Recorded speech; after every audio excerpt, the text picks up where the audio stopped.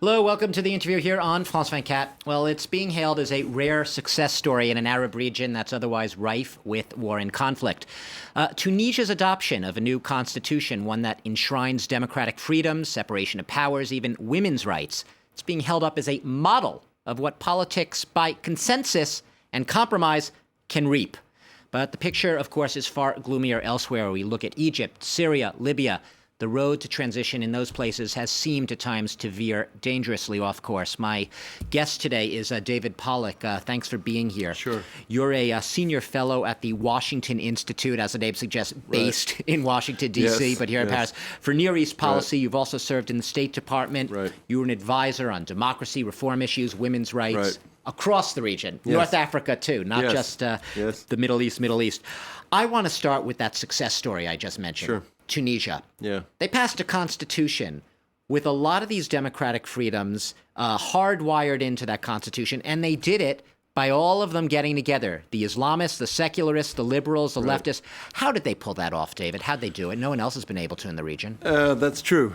It hasn't worked in any other country, at least not yet. And I think and at least not in such a peaceful and constitutional way, without coups or civil wars or mass violence. And I think the reason is that ironically, it's precisely because Tunisian society is divided on these issues that every party, whether it was the Islamists or the secularists, whether it was people who were carryovers from the old regime or revolutionary, it was youth or veterans of the political opposition in Tunisia, everybody realized that nobody could take everything for themselves. Everybody had to compromise because nobody could claim to be the one party or the one point of view that was dominant. But David, help me out here. It's the same scenario in Egypt, is it not? You have a society that's divided on the one hand between seculars, leftists, liberals, and the Islamists, and yet they can't seem to get along. You're right, but here's what happened. Why was it winner takes all in Egypt and not in Tunisia? The reason, I think, is that in Tunisia, the secular elements of society and of politics were very well organized. And in Egypt, they were very disorganized. It's true that in Egypt, they are also at least half, maybe more, of the society. But they were fragmented and very new to the political game. And in Tunisia, by contrast, you have a divided society, you have an organized Islamic point of view and political party, but you also have an organized, secular, liberal point of view and political party. Educated, yes, but here I think the key thing is that you have for example, a labor movement in Tunisia that was national in scope, that was independent of the government, that was very disciplined, and was able to play a role in an organized way. You have a political opposition that was able to mobilize itself around other parties that were rivals to the Islamic Party. So in Egypt, in the first election, because the secularists and the liberals and the non-fundamentalists were so disorganized and fragmented, the Muslim Brotherhood and the Salafis won 75%. And then once they got to power, you could argue they ran roughshod. We can do it all. We can do it ourselves. We don't need to compromise. In Tunisia, that Islamic equivalent of the Muslim Brotherhood, the Nahda party, only won 40%. And they knew that they had no to compromise. choice but to compromise. Exactly right. And just to throw it out there, I'm sure that for the Tunisians, looking over at Egypt and seeing what's going on there, they said, that's not going to happen here. Yes, it's not, that's true. The Tunisians didn't want chaos, and they didn't want dictatorship, whether Islamic or military or any other kind. And also, they didn't want, even though it's probably unrealistic in Tunisia, they didn't want a military coup. They didn't want the military to have to try to intervene in politics. They didn't want an al-Sisi, the Egyptian general in Tunisia. Women's rights, you've advised a lot when you were working formerly at the State Department. Yes. That was a big issue of yours. The Tunisians seem to have gotten a balance right on that one as well, on women's rights. At least it's on paper right now. It is, yeah. Why have they been, I'm going to use this word, it's a dangerous word, more enlightened, so to speak, with regard to gender equality than the other countries in the region? Tunisia enjoys a long tradition of women's empowerment. And it's true that this was achieved in an autocratic way, under a political system, first under Bourguiba and then under Ben Ali in Tunisia for 2 generations, who were not Democrats, who were not open to political competition. But they were, on women's issues, they were, I agree, I think we can use the word enlightened. They were modern, they were progressive on that issue.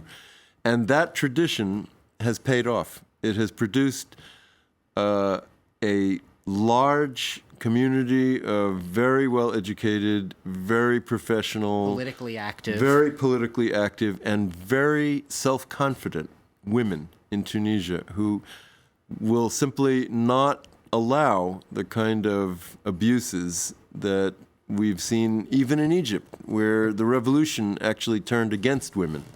I'd like to moving on a little bit, not an obvious success story. We were talking before the show about the Israeli-Palestinian peace process, if you want to call it that. And you do want to call it that. Okay. You were telling me that you actually say that the one sign of hope here is that they are having serious talks. That's not the impression everyone might get. They might say it's stalled as it's always been. Yes, I do think that the general impression is probably wrong. And we don't know for sure because the talks are being kept so secret. But to me, that's a good sign. That means that both parties are trying to come to grips with the really tough issues. And they know that they're going to have a very hard time doing that if there are leaks, if there is public.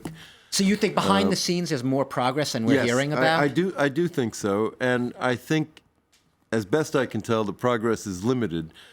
But a sign that they're making some progress, or at least dealing directly with the hard issues and not just wasting time, a sign of that is that the hardliners on both sides are starting to get nervous. And you can see that they're starting to protest. So that, for example, in Israel, when Prime Minister Netanyahu said something that he meant in a conciliatory way about the settlements and the settlers, one of his own cabinet ministers publicly said that this was crazy.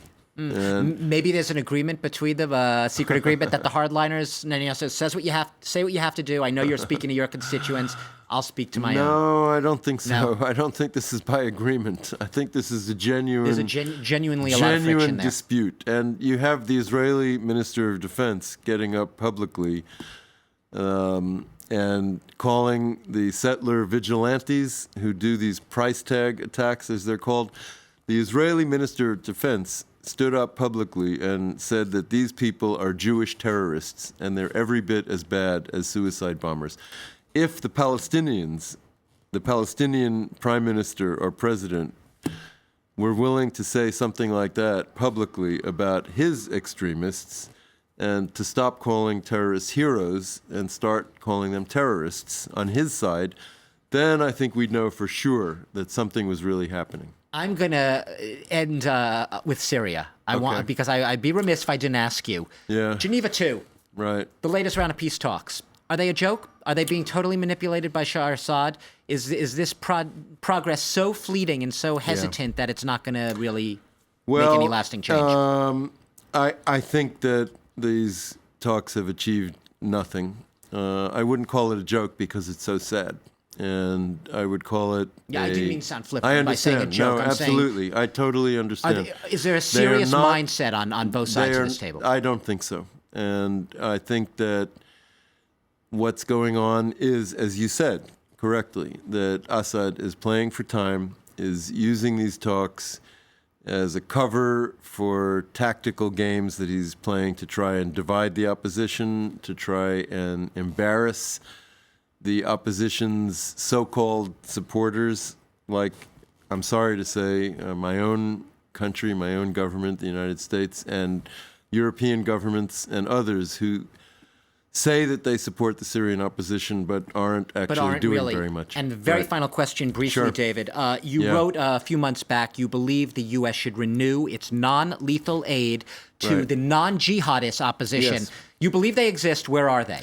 I do believe they exist, and not only do they exist, but I think that contrary to the sensational reports that you often hear about the jihadis, who also do exist in Syria, it's the non-extreme elements that are still a large majority of the opposition, whether it's the Free Syrian Army or most of the parties that are part of the Islamic Front, which is Islamic but is not extreme in many cases, is not jihadi. The Islamic Front. Yes. Yep. And other groups of the civil opposition, the civilian side of the opposition in places like Aleppo, where half the city, the biggest city in Syria, is controlled by opposition but non-jihadi forces. I'm going to leave with that idea. I'll also just throw out the suggestion that perhaps the line of what constitutes moderate opposition is shifting a little bit more towards the jihadist camp. If you're from the U.S. looking out, I wouldn't say that. I think that what we've seen is that the U.S. and other countries and the media are focused too much on the jihadis and not enough on everybody else. On everyone else. Exactly. David Pollack, unfortunately, we're going to have to leave it there. Perhaps a slightly positive note. David Pollack, senior fellow at the Washington Institute for Near East Policy, based in Washington, but here in Paris with us in the studio today. Thanks very much for a broad range of issues across the region. You've been watching the interview here on France 24.